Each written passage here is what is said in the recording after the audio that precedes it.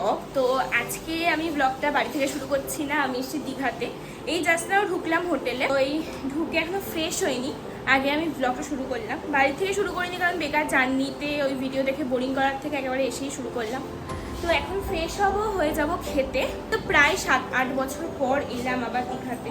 তো আসার খুব একটা ইচ্ছে ছিল না গরমে, কিন্তু একটু দরকারই আসা, দাদার একটা প্রোগ্রাম আছে এখানে, তো সেটার জন্যই মেনলি আসা। আপাতত একদিন ঘুরবো এটাই প্ল্যান আছে। আজকে এসছি, আজকে থাকবো, কালকে থাকবো, পরশু দিন সকালে ব্যাক করবো।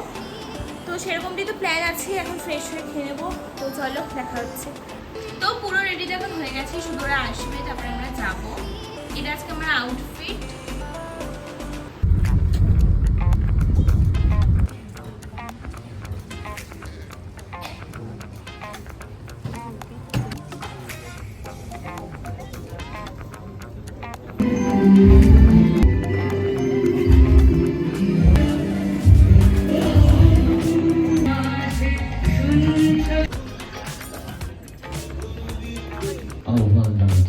অসাধারণ কবিতা লিখে কবিতার বেশ কিছু বই তার উৎসর্গ করছি এই সামাজিকতা যাদের। তো প্রোগ্রাম শেষ হতে হতে বেশ খানিকটাই রাত হয়ে গেছিলো। তারপর আমরা গেছিলাম সি বিচের দিকে। ওখানে গিয়ে পাপড়ি চাট নিয়েছিলাম। আমার এই সি বিচের ধারে পাপড়ি চাট বেশ ভালো লাগে।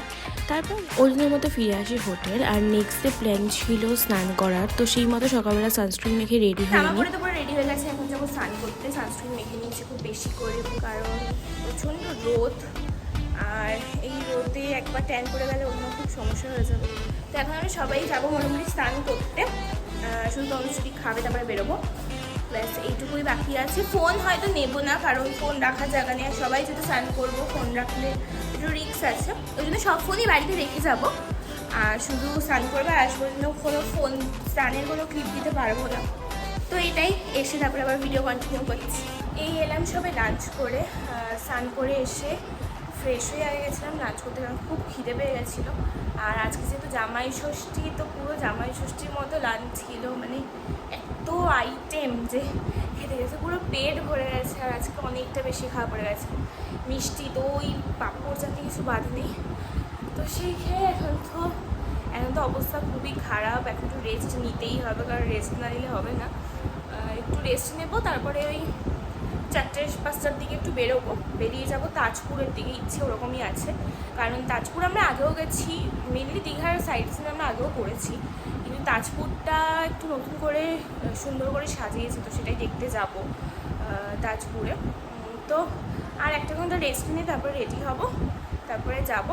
তো পুরো ব্লগটা দেখতে থাকবো। তো এখন আমরা রেডি হয়ে বেরিয়ে গেলাম। মা বাবা কেউ যাচ্ছে না, আমি আর দাদাই যাচ্ছি তাজপুরের দিকে। অনেক তো দেরি হয়ে গেছে, কারণ ঘুমিয়ে পড়েছিলাম একটু, সমুদ্র অতক্ষণ ছিলাম তো, তাই এসে ঘুমিয়ে পড়েছি। তা ফাইনালি উঠে এখন আমি আর দাদা যাচ্ছি তাজপুরের দিকে, দেখি কি পাওয়া যায়। তো চলো।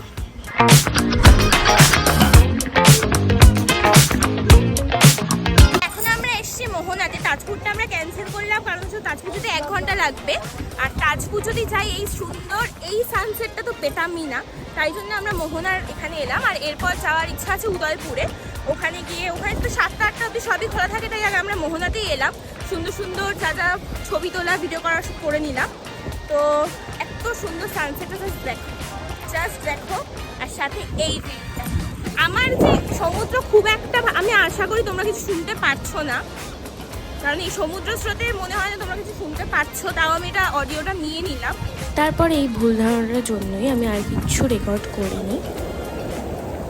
ओके जानो तू दिन दिन ना, धीरे धीरे जरा दम लेना, प्यार से जो मिले गम लेना, दिल पे जरा वो गम लेना, ओके जानो तू दिन दिन ना।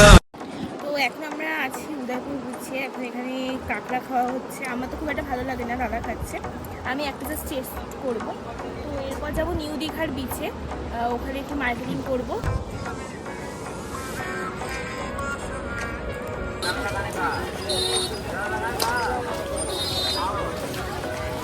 তো এই মাত্র জাস্ট ফিরলাম হোটেলের রুমে মার্কেট থেকে, সেরকম কিছুই কিনিনি, টুকটাক কয়েকটা জিনিসই কিনেছি, তোমাদেরকে দেখাচ্ছি না।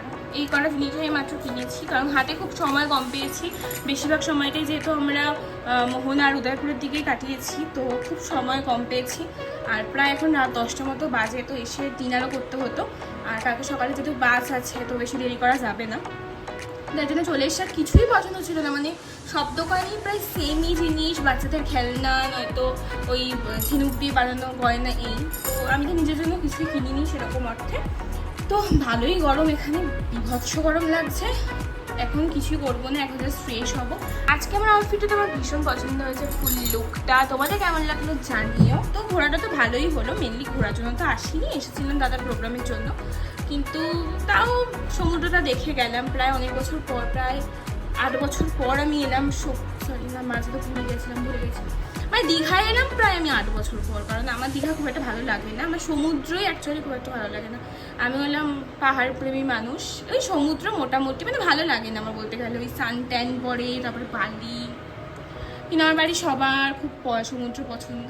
আর পরপর পুরো পাহাড় সমুদ্র, মানে আমার তো এই কটা দিন বেশ ভালো গেল। মানে পুরো এই এপ্রিল মে মাসটা ঘুরতে পেরে আমার তো বেশ ভালো লাগছে। এখন মাইন্ডটা অনেক ফ্রেশ আগের থেকে। মানে মাঝে মধ্যে ঘুরতে না গেলে একদম ভালো লাগে না। মানে আমি তো বলবো যে প্রতি 3 মাস অন্তর ঘুরতে যাওয়া উচিত। আমার তো নিজেরও খুব ইচ্ছে, কিন্তু হয় না সব সময়। যাই হোক, তো এটাই। তো এই আমরা এখন চেক আউট করলাম, এখন যাবো বাসের ওখানে, এদের বাসে উঠবো। ব্রেকফাস্ট করেই বেরিয়েছি একেবারে। তো চল যাওয়া যাক। তো আজকের ব্লগটা তো এই অবধি, জানিও কেমন লাগলো। আর যদি ভালো লেগে থাকে তাহলে কমেন্ট করতে ভুলো না। দেখা হচ্ছে আরেকটা নতুন ব্লগে, ততক্ষণ স্টে হ্যাপি, বাই। धीरे धीरे जरा दम लेना, प्यार से जो मिले गम लेना, दिल पे जरा वो कम लेना, ओके जानू तू दिन